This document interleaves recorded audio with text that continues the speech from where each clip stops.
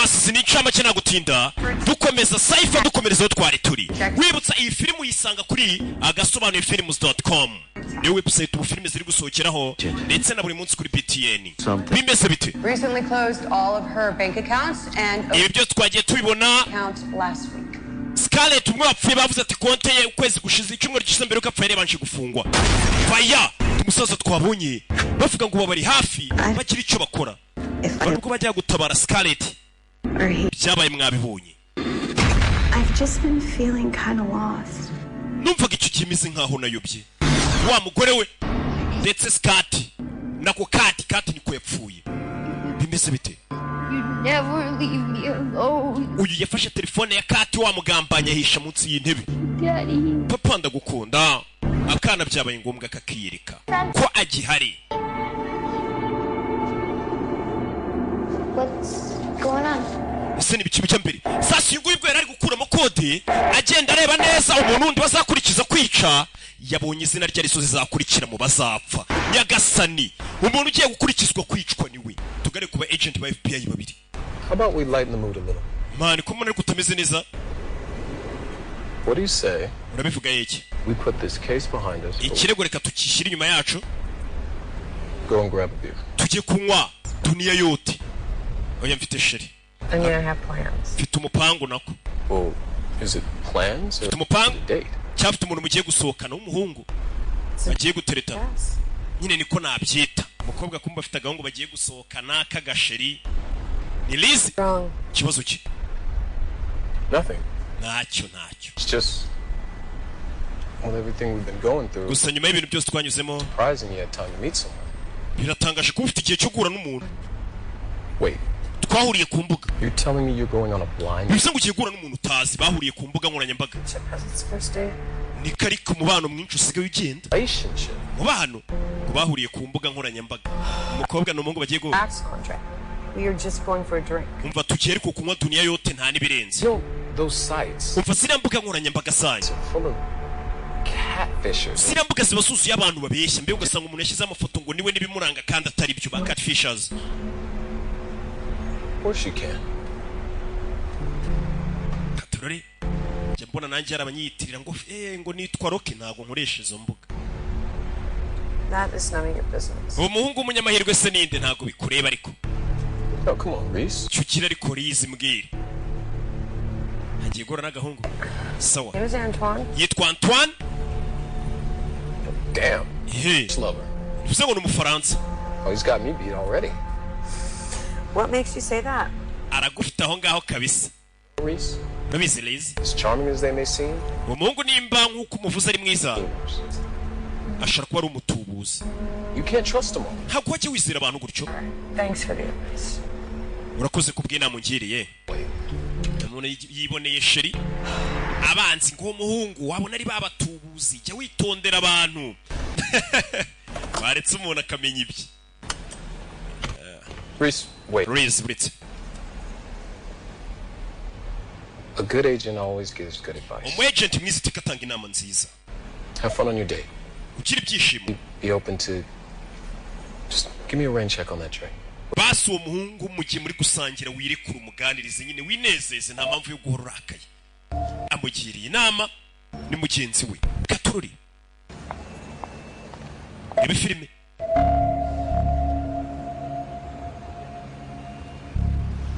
Yo. Yatsi imodoka yerekere. Katurori.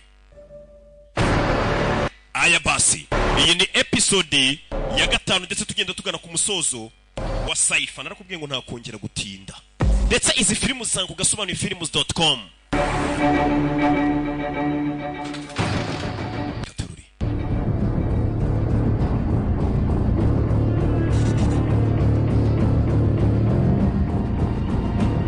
Ndetse kuri BTN buri munsi saa 9 kugeza saa 10. Ndetse ukeneye kwamamaza nimero uhamagara ku cyicaro gikuru cy'agasobanuye ibikorwa bye tukabasha kubigeza ku bantu benshi agahira rimwe.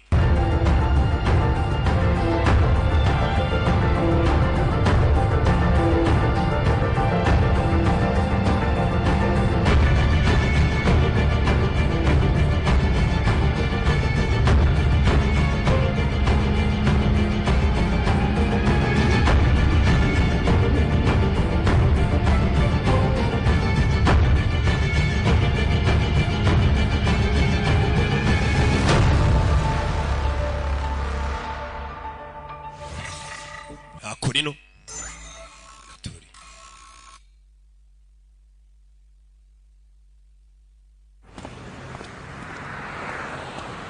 do uyu ari hano ku kagofero mu maso agenda yihishahisha nyine igihugu cyose kizi ko yapfuye yaje akora ino ikindi kuri liste yabonye ko ari uzakurikira mu gupfa rebe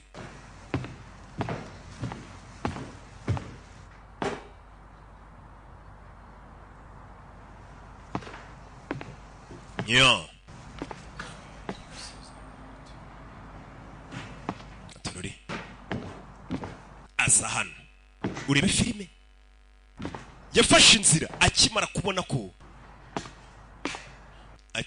ko zamwumi yari uzakurikira gupfa. Feri ya mbere haro yayisaza. Kuri liste y'abazapfa ni ukurikira. It's me. Nye, afite ukuntu avuga nabi. Hell is me. Njyewe se ndinde. Who it is? Uzuwo ndiwe. Can I come in? Nakinje na avuga nabi. Will. Man. Mwana. You got some major balls coming over here. Cyakora uriyumva koko ku buryo utinyuka kuza kundeba. I need your help. Nyene ubufasha bwawe. Those that helped you in the past either got arrested. Iryo jambo ngo nyene ubufasha bwawe mu myaka ishize ryaragufungishaga cyangwa rikakwicisha. And it got me arrested. Ubushize waramfungishije sibyo? Just let me in. Waretse nkinjira. Uyu mugabo yose ashinzwe umutekano. Just like you now. Ubundi guhigwa meze nkawe. Naho se mpigwa. I did time. Narafunzwe. Away from my family. Imyaka 2 ndi kure family yanjye. Umeze neza. What? Ikisi. You don't have a family. We nta family ugira wakigorye ngo baragufunze utandukana na family yawe. Yeah, you're right. Uzikari byo ko nta family ngira. Cyari cyarabyibagiye kizi ko kigira famille. Hari abantu bagenda bakicara kavuga ati ngiye mfite umugore n'abana ariko barabizi. Ari kiba cyonyine nta mugore. Bikakijya umutwe kikagira ngo uko gifite famille. Ngiye mfite famille. Ngiye ndubatse. Sinubatse mwese se mureba ku karubanda. Ndacyakira intwererana. Twerere. Akora ino. Yari hano. Yaje mu kabari ngo gura n'umuhungu. Reese. Rwaje kumureba. Antoine. Niwe Antoine. N'umuhungu bahuriye ku mbuga. Nacerewe. Pas de problème. Pas de problème. Uvuga Agafaransa. Uvuga Igifaransa se? That was it. Oya gishiriyaho. Kirangiranye n'iryo jambo pas de problème birangiriyeho.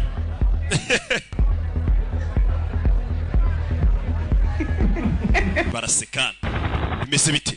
Tuvera twigarukira ko no mu mujyi. Mu gicuku. Sasa baramwinjije. You're supposed to be dead. Mane wakagombye kuba warapfuye. Dead. N'ubundi narapfuye. Mpagaze ariko. Around here anyway. Oh. I'm not here to bust you. Not this time. Kuri inshuro ntago nshano kugufungisha. Never again. Ahubwo uvuga ngo ntuzongera kumfungisha. Ntinyarigeze kumufungisha. Cleaning lady canceled on me this week. Last week Ana too. narindi kwakora amasuku nzinga umukobwa zansura ntiyaza cyumweru gishize. Christmas 3 years ago. You put me on the map. Imyaka 3 ishize kuri Noheli nibwo wakize ukarubanda. A hacker wants for Christmas.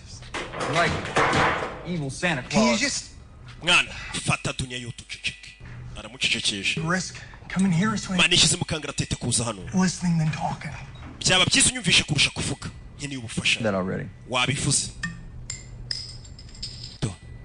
So why don't you explain to me this whole zombie fiasco? Sobanura ibyo bibazo byawe rero zombie fiasco. Trying to kill me. Bari kugerageza kunyica. Inde? What I'm going to tell you needs to stay a secret. Ibyo ngiye kukubwira bikumara ibanga. Can I trust you? Nakwizera? Yeah, sure, whatever. Wanyizera nyine. Whatever. Wivuga gutyo. Yes. Yego wanyizera ninkwera tunyeyo. Tell my friends that I helped a federal agent. Urumva najya kubwira inshuti zanjye zabaka ngo nafashije umu agent wahoze wa FBI. This is big. Ibi bintu ngiye kukubwira birahambaye cyane. Big. Hey. Arabwira umurara yaje kwitabaza umurara arabona. If you help me, when all this is done, I will help you clean. Nuramukufasha ibintu byose bikarangira rero ndagufasha kuwasukura. Umve. Anwamo. What do you say? Urabivuga iki? You know, I've hacked the government. Urabizi leta nayihakinze imyaka myinshi. Even your illustrious Ndetse n'ira FBI yanyu narayihakinze. And you, the only one smart enough to catch me. Niwe munyabwenge wenyine ubashije kumfata. rero Respect you. ndakubaha mwana kuba waramfashe nari nzi ko ndenze. All right, what am I looking at? This list contains 5. iyi list y'amazina y'abantu batanu. I need you to find out if ndagira ngo umenye there's a possible link between them. nimba ari ikintu gihuza bano bantu. Facebook, uhakinge Facebook zabo, bank accounts. imbuga nkoranyambaga zabo, account zabo zose ubwo za konti. James. Okay. bakuranyishura 200 yaramuciye miliyoni 2 sawa. Gitorori. All right. ni amazina y'abantu bose bamaze gupfa bari muri iriya list. Your name's on here. ko nawe hariho izina ryawe se? Yeah. yego nyine I know. ndabizi nawe hariho izina rye. wibuke yibonye muri iriya list ko Part about working in Paris is the ikibi cyo gukorera iparini planning lunch. igitondo cyose upanga kuza kurya ibya saa sita. You eat lunch. ibya saa sita ugashiduka ukubiriye nijoro. Half-time job. bivuze ngo ukora hafi igice cy'umunsi. Like that. bimeze gutyo. It sounds a whole lot better than my job. njye ndumva birenze akazi kanjye ariko. Aren't you an FBI agent? And that's gonna be exciting. hasi harya ntabwo uri umu agent wa FBI. If chasing bad guys around ya buri munsi mba mpiga abantu babi. you, then abantu hari igihe mumva ari ibintu byiza. but you know it sounds nyine iyo umuntu ari a kubyumva lot more exciting. ariko bishishikaje tu kuba umuntu ari uwa FBI ngahiga abagizi bana bari ku kazi kaba kaguye. Told me that you worked for the government, and I won't lie, it's a little intimidating. kuba warambwiye gukorera leta rero byanteye ubwoba. I kept second guessing my choice of words. ntangira gutekereza amagambo nzakuganiriza mvuga ni nzatereta umukobwa gute ukora muri leta ne. ariko nta bandiri biri sirimu mba ngomba kukubwira ibyo nshaka n'ubundi sinigi wanyu. nuko umurara ari gutereta umukobwa we ati naje gutereta mvuga ni wa mukobwa ukorera leta uriyubashye ngomba nanjye kuza mvuga utugambo niyoberanije nigeze akana keza. Attractive. Irresistible young. tangira kumutera imitoma sinjya nsobanura utugambo nk'utwo two kureshya abakobwa mba numva ari ububwa. Yes, we'll both have another one. twese twongere duniya yote. Thank you. oya njye ntume. I was here waiting for you. wibuke ko naje mbere yawe nanyweye duniya yote nyinshi we wakererewe. Come on, just one more drink. ariho ngira unywe mariko rimwe wana ninjye uri butware. Okay, we'll see. sawa tumaze kureba. okay Tell me about yourself. ngaho mbwira ibikwerekeyeho. Exciting thing that's happened to mbwira you. ikintu gishishikaje kigeze kikuba mu buzima bwawe. Come on, don't be shy. bikiri isoni. Grabbing on. nahereye kare mvuga The most exciting thing in a long time. ikintu kimaze cyambayeho igihe kinini gishize gishishikaje Date in a long time. ni ukuba nongeye kuza gusohokana n'umukobwa nyuma y'igihe kinini kandi umukobwa akaba ari mwiza. agahungu kari hano gafite utugambo twiza. hari abahungu baba bazi kuvuga. It's a long time. harashize igihe kingana iki? How come a good-looking guy like gute umuhungu w'ibogari nkawe you worked such a long time? amara igihe kinini adafite sheri? Time ni igihe nyine. and trust. nabuze igihe n'icyizere nibyo byatumye nguma ndi singo. ubwo yabuze uwo yizera abura n'umwanya wo kubijyamo. nibwo abonye umwanya wo kongera guteretana nanjye nimbona umwanya wo guteretana nzababwira. Very sorry for your loss. ntawo mfite. As you know, it's protocol for family members to identify recent sasu ibashe kumuganiriza. accident victims, but biba bigoye kumenyesha umuntu wo muri famiye wasigaye ko mwene wabo yapfuye. no. Let's move forward. reka dukomeze imbere mbwira. Sure. koko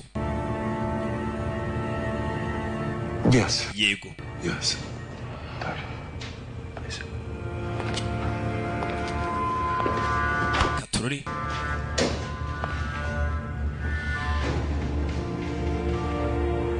yaje hano umusaza abashe kumwereka we wapfuye. Can you confirm this is your wife, Scarlett? watubwira nimba yari umugore wawe Scarlett Watkins? That's her. yego niwe. niwe. Please. A moment. mwe mumpaye akanya murebe wa mugore wapfuye Scarlett Watkins uyu ni umugabo we. ubwo bamusize hano abasezera umugore we. uyu mugore we nawe yari ari kuri list y'abapfuye. niwe wari ufite cabinet d'avocat biciyemo hejuru.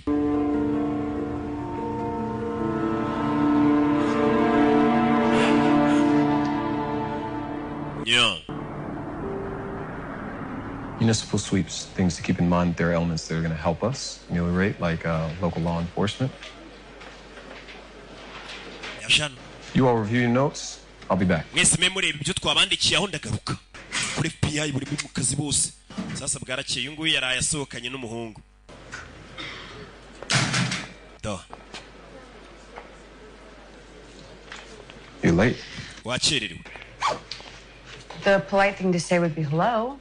ikintu cya discipline ari kumbwira ni mwaramutse basi cyangwa biti uraza umbwira ngo nakererewe iki Your day, Reese. wewe wari wajyanye na shiri wayo byagenze biti It was nice. byari sawa pe numve He was quite the charmer. rwose yari mwiza nganiriza neza Into it. noneho wabigezemo neza numve Unbelievable. ntabwo nabyizera Well, considering the current circumstances, nkurikije gahunda turimo ukuntu imeze nice to be with someone who's actually interested byibura nabonye ari byiza kuba nahuye n'umuntu ukunda akazi nkora in that. nari mbikeneye yahuye n'umuhungu Get it. ndabyumva Robert's afande Robert Scarlett's. ari kuganiriza umugabo wa Scarlett wapfuye mu minota 20 arabaje Okay. okay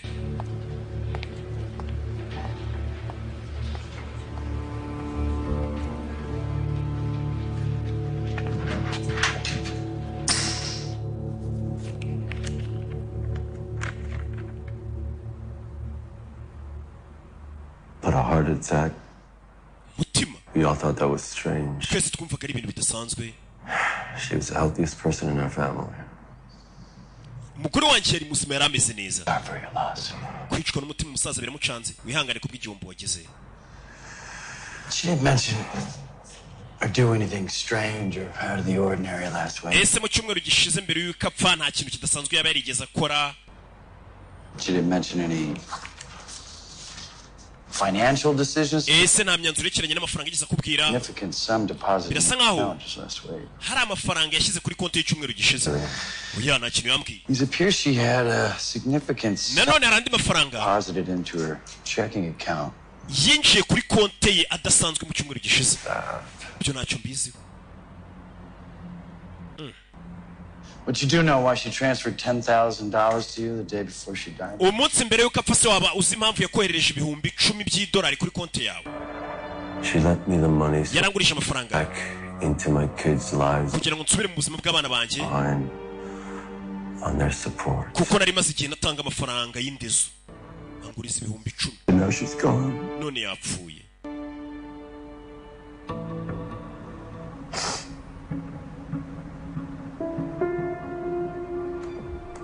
yeah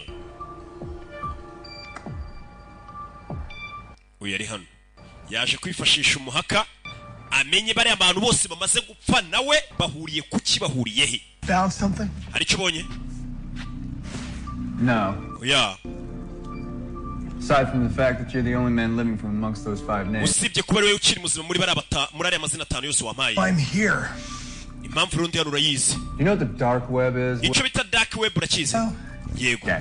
So people send money and guns, abantu buriza amafaranga n'imbunda secret shit. n'ibindi bintu by'ibanga No one knows who sent it or where. ku buryo nta muntu umenya ngo ninde wabyohereje cyangwa byaturutse None of your dead bodies are anywhere to be found. bara bose bapfuye nta na hamwe umuntu yababona yakirishe kubashakira hirya no hino yababuze urebe gira gutya All right, there she goes. babonye This mean anything to you? ibi hari icyo bisobanuye kuri wowe Warp. wap ijambo wap ya It should. Check. rifite kuba ryakagize icyo rikubwira reba konti yawe ubwira ngo narebe kuri konti afata telefone arebe muri konti ye rebe filime fungura hano Tell. icyo nakubwira Each of these 5 names received a bank transfer of 50 grand in the week leading up to their death. bano bantu bose bapfuye mu cyumweru mbere y'uko bapfa bari bakira ibihumbi 50 bivuye kuri kampani yitwa wap The same account, but I can't trace anything back. kandi konti yoherezwa amafaranga ni imwe rebe uyu nawe ibihumbi 50 byamugezeho by'idolari Things here.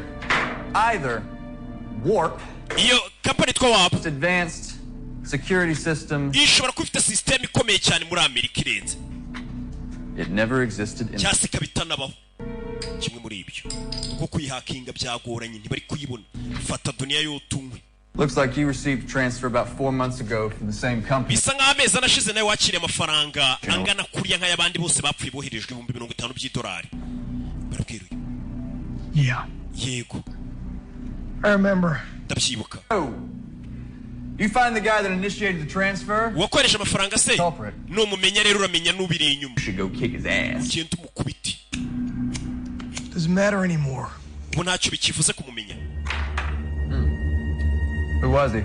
yari indese yarapfuye My best friend. yari inshuti yanjye magaro mwohereje amafaranga None of my friends ever wired me $50,000. nta nshuti yanjye iranyohereza $50,000 It's true friendship. bivuze ngo bwari ubushuti bwa nyabwo pe umwohereje amafaranga ngo yari inshuti ye magara gusa yarapfuye ni kati yapfiriye impanuka y'imodoka tubwira tugore kuri wa musaza twabonye uyu musaza ngo niwe watanze amakuru y'ahantu basanze cya kibe kirashe ari naho basanze iriya lisite dutangira filime I need you to deliver this envelope discreetly. iyi envelope ndagira ngo ugire ahantu yinjyanira mu ibanga rikomeye cyane ako kantu yakongeyeho Here's the address. aderese ngizi ukora uko ushoboye ntihagire umuntu n'umwe ukubona katurori I'll let you know when it's done. ndaza kukumenyesha nimba irangiza katurori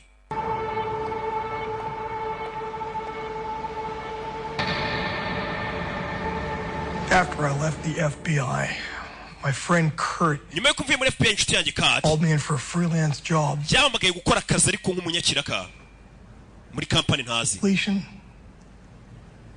They did a $50,000 wire transfer. ndangije akazi banyohereje $50,000 Regarding payments, ku byerekeranye no kwishyurwa you seem to be making quite a fortune. bisa nk'aho amafaranga yo yafite To renegotiate rero that ugiye kongera $100 I took kuri ya payment. madolari $200 twari twumvikanye unyongeze Negotiate upon completion of the ibyo job. turabiganiraho nurangiza akazi What more do you need? Exactly. iki ni iki kindi se Did to Kurt's account. Facebook, Twitter account. Kate ndagira ngo nawe umuhakinga urebe ibya imbuga ze nkoranyambaga byose Stable.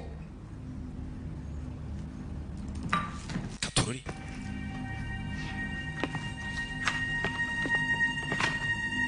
to zano What's that? ibyo ni biki Gotta go. njye mfite kugenda In touch. turaza gusubira yinjirire We still don't have any answers on why she died, who wanted her dead.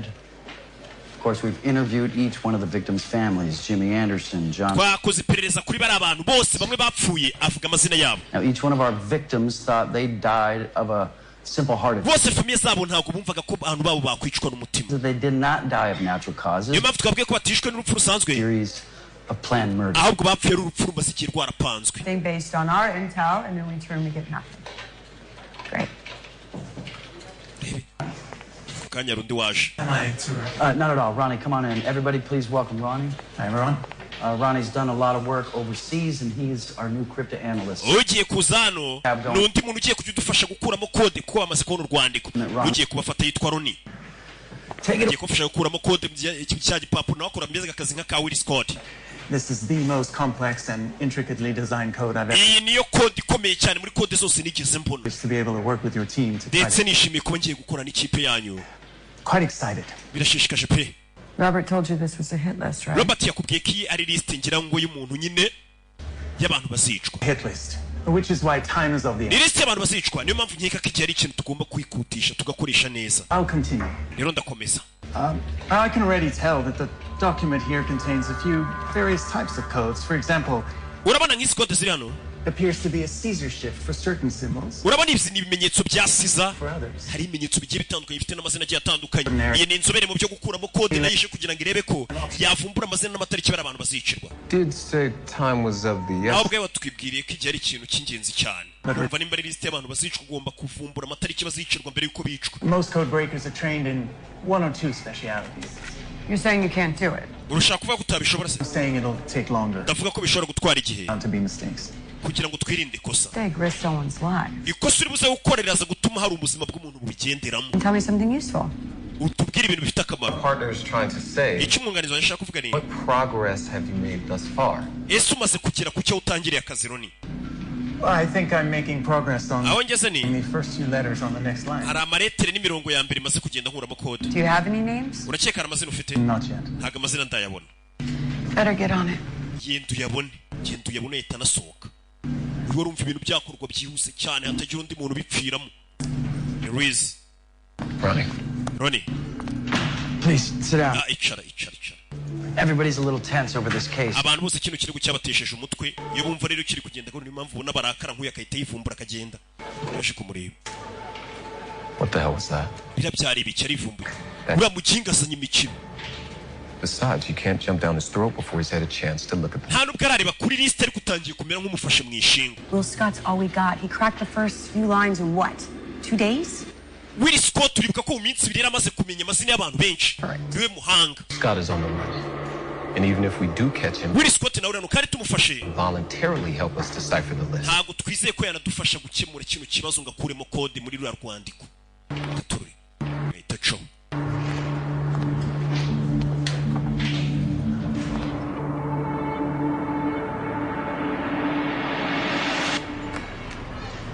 tuvera twigarukira hano ku ishuri aho umwana ari. Aba FBI bakomeje kumurinda no kumuba hafi cyane ko bamenye ko papa w'umwana akiri muzima. Wenda bishobora gutuma bafata papa w'umwana bari ku ishuri nawe bamuriho.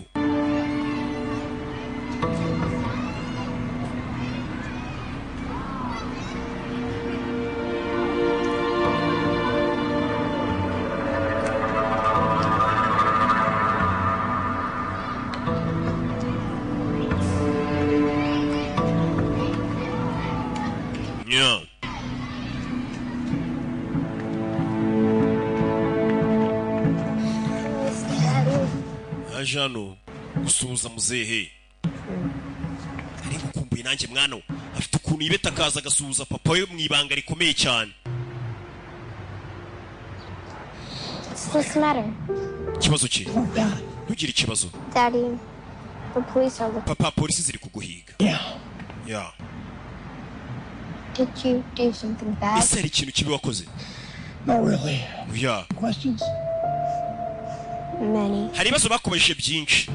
Okay, what'd you tell him? Wababwiye iki? Nothing. Ntacyo. I promise. Nkuko nari nagusezeranije. You'll remember? Twumvikanye siko ntacyo ngomba kuvuga papa ubundi umwana umubwiye ati ntuvuge ibintu ntaba agomba kubivuga. She knows you're alive. Mama kandi niwe yamaze kumenya kuri muzima. FBI yarabimubwiye. You've done this under better conditions, but nakifuje ko nabikoze neza ariko isabukuru nziza mwana wanjye muzaniye agapupe. Yeah. Okay. Just better get back. Mwana wanjye rusubirayo. Please notice you're missing, but you put him in here. Mbere yo kwagira umuntu nakubona sibyo? Nana nasubiriyo. Get you there. Do. Nakana ke. Uko byamera kose nubwo ari guhigwa nubwo ibibazo bikomeye ari no kuri list y'abazapfa agomba gushakanya akabona n'umusaza n'umwana we. I take it you're a morning person. Tuvera tugaruka kuri no kuri uyu. Yeah. Yego. Have a good day. Yego rwose gira umunsi mwiza. Wa mukobwa arizi no FBI. All right. I'll see you soon. Sawa tuze gusubira rwose ntaribi. Ari hakunino. Kuri bana umunsi y'umuryango wi abona hari icyamverope banyujijemo. Urebe filime. Hey!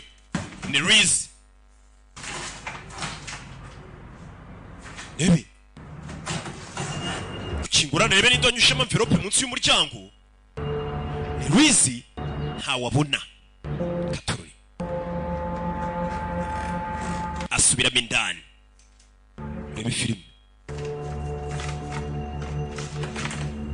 Yo. Fungura gutya envelope. Abona afande we Robert ni ya foto, ni foto ya foto ari kumwe n'umusaza hejuru y'inzu.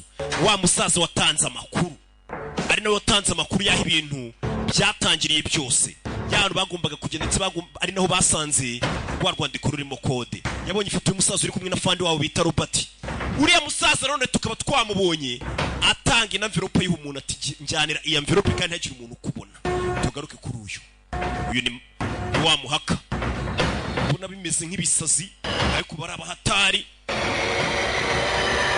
Na dunia yote iruhande akomeza guhakinga yige kuri bari abantu. Babwenga hakinge cyane cyane umuntu bita kati. Ni wa undi wapfira impanuka y'imodoka. Uye kure telefone.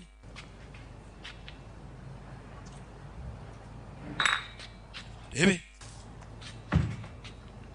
Ni Celeste. Telefone kuri yari kumwe na Kerere niwe basigaye babana. Hello? Hello? Well, Will. Your friend Kurt? Inshuti yawe Kurt. I have evidence he was working for the company. Mbonye ibimenyetso ko nayo yakoreraga ya company. Now, Warp's not a company name. Warp ntabwo ari company. It's word they use for money transfer. Warp ahubwo ni kode bakoreshaga bashaka kohereza amafaranga. Nyagasani, Warp ntabwo ari company. Using it to crack Kurt's account. Nagerageje kwinjira muri konti ya Kurt. Worked like a pack mule. Nabonye ari benshi cyane kandi konti iriho n'amafaranga menshi cyane. Ndaje nguhamagare. Ngo ni benshi bakorana nawe. Ngo kandi konti iriho amafaranga menshi. Ni wa mugenzi wapfuye. Ugeri hano. Hari inshuti yaza kumwihinduka yitwaga Kurt wa agent wa FBI. Sasu yaza hano. Gusa ubwenge ijambo Warp ntago ari company ni password. Yahise atsimbura ya telefone yishe munsi y'intebe. Uyu mukobwa baranayazi ni telefone ya Kurt. Yandikamo rya jambo Warp ngo ni nka password bakoresha buriza amafaranga. Telefone y'umugizi wa nabi wari umugambanyi turingira funguka. Yawuse ari n'inshuti ye. Uri bifilime ahita ajya muri nimero zamuhamagaye kureba yahamagaye na nimero imwe ya nimero banavuganye bwa nyuma ahita yihamagara yumva uwo muntu wakoranaga na Kurt ninde wamugambaniye. Telefone yahamagaye dore ngira sonera mu nzu arimo Nyagasani. Hey, bifuza ngo uyu mukobwa rero umugambanyi yakoranaga na Kurt baraziranye. Yamagaye nimero yavuganye bwa nyuma na Kurt asanga ni umukobwa. Nyagasani, umukobwa babanaga mu nzu yarazi ngo ni uri kumufasha ngo na papa yabipfiriyemo nimero yaciyemo ni y'umukobwa. Hey, uyikangamo nta muntu wo kwizera. Na nimero yari yarayisevinze ko ari Kurt. Dore ukuntu barebana. Do bose batangira kureba imbunda. Ubu ukwitanguranwa. Do urebe. Hey, bose twase bagiye gutanguranwa imbunda rero nk'ibisanzwe. Utazacikwa na episode y'ubutaka umunsi w'ejo. Tuzasobanukirwa. Okay. Tugiye kurabira hamwe ukuntu twakora agasalade karyoshe kandi gatwara amafaranga make cyane abaho. Nk'umuntu nk'umumama agategura umufasha wiwe cyangwa umukunzi wawe usanga ari ibintu bimeze neza cyane. Abantu benshi bagumye babisaba.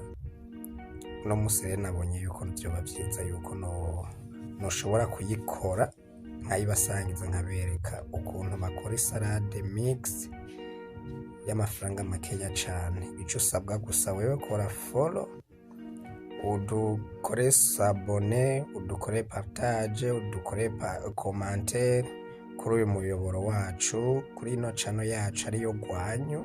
Muzohora murabira ko ibintu byo kwiga guteka n'abamaze kuyikora bose ndabashimiye cyane muri rusange kuri ino channel yacu ya ep5 entertainment. Amajambo yose ni Burundi Future Talent, aho muzohora murabira ko ibiganiro bitandukanye, cinema, comedy n'ibindi byinshi, documentaire, ibiganiro nyene byo guteka byose murahawe ikaze kuri no muyoboro wacu wa BFT. Murahawe ikaze rero tugiye gutangira. Urabona yuko ngahanya dufise imbugita, dufise akarape, dufise karoti, dufise concombre, dufise urutomati, dufise igitunguru. Ibyonya mu kubitegura abanza ukabironga neza n'amazi meza, hama ukacusha no kugasane kameze neza kogeje bien, hama ugacutangura kurapa uhera ku ntuza kwikaroti, uhera kucushaka kikorohera, hama ukarapa karoti.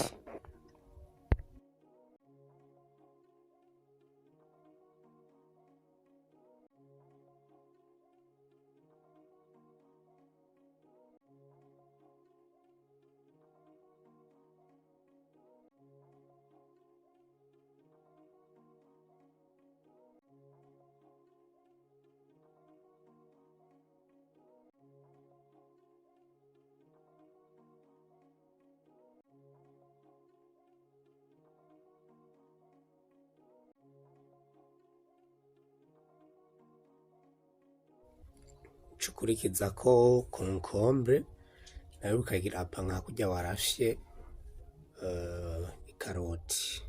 Concombre nayo urayirapa. Ibi biguca bigufasha yuko wakoresheje urutomati concombre imwe muge yuyirafye nkuko unye tabaye buyikatagure udupande ahanya bigufasha yuko ikigwira. ikigwira usanga isalade yagwiriye yabaye nyinshi cyane kuko urabona yuko ni concombre imwe twagace duherereyemwo yari isa n'iyizimvye gusa gatonya isa n'iyanzimvye gato kubera ikaritiye mbamwo ariko urashobora kuba uri muri quartier usanga concombre izimbutse muga gusa ntivyatwa amafaranga menshi cyane ntiworeka kurya agasalade ngo nuko ngo byazimvye oya hamuheje gukurapa concombre bana yuko ari ibintu bisa neza cyane akarere gasalade gahize wagateguriye umusheri wawe yaje kukuraba mu igeto cyane umumama yagateguriye umufasha wiwe urana yuko ari ibintu biba bimeze bien hana yuko ucukata igitunguru naco cukurikiza ku igitunguru naco ugagikata neza ukakata udupande duto duto kugira ngo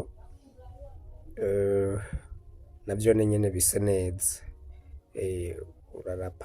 urakata neza witonze kwa nimbuga itari gihe usanga yagukataguye mu maboko kandi byose nababwiye ukoresha n'isuku rimeze neza amazi meza intoki uba wazikarabye byose wabironze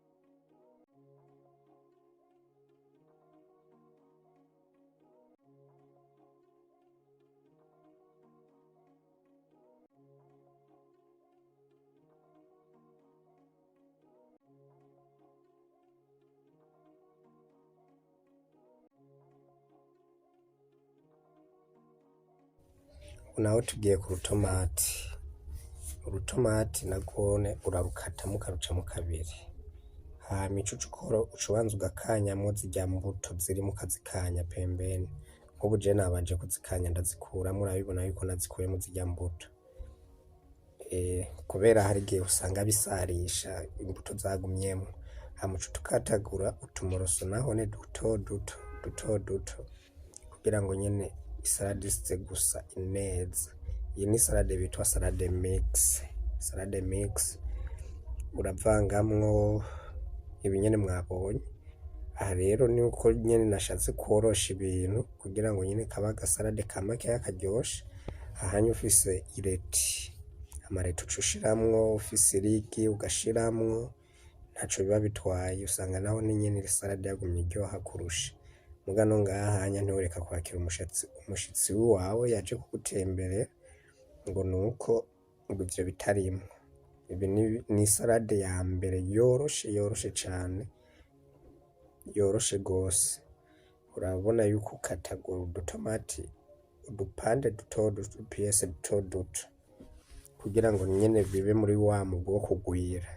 kuko hari n'uwundi muntu ashobora gukataguramwo gacamwo ibipande bine ugasanga nyine salade yakeshe muga ngawe ukataguye duto watwitondeye usanga salade nyine yagwiriye kandi wakoresheje ikintu kimwe murana nk'ubisiniya yuzuye nk'ibi n'isinu bijya tubimare turatumira n'ababanyi bose nyine bo mu ikaritiye baze bagyeko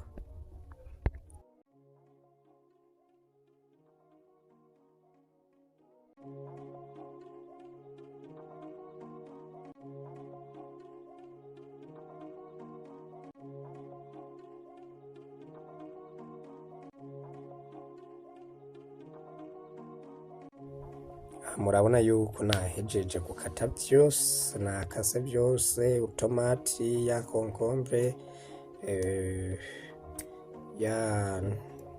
ya karoti ca gitunguru urana yuko nyene arutuntu nyene turi statique nyene ukuntu turi esthétique ukuntu nyene tumeze neza dusa neza urana yuko ari utuntu tubereye ijisho rero reka dukurikize ko icitwa ivoka ufata ivoka gusa ivoka mwino minsi mw'abantu irazimvye, ivoka irazimvye kabisa, ariko si cane, biterwa gusa nababwiye ikintu cose kizimba bitewe n'ikaritiye uherereyemo ukuntu imeze. Urabona yuko uca ufata ivoka nayo ukayironga neza n'amazi meza, kwa nababwiye salade ni ikintu co kwitonde gusaba yuko ukorera isuku, kuba utagikoreye isuku uragwara mu nda. Hama uhejeje gukata uca ukatagura udupiyese duto duto nk'uko nyene mubona ndiko ndabikora. Urarangije ugakatagura udupande duto duto kugira ngo nyene ahone isalade ikomeze gusa neza idata forme.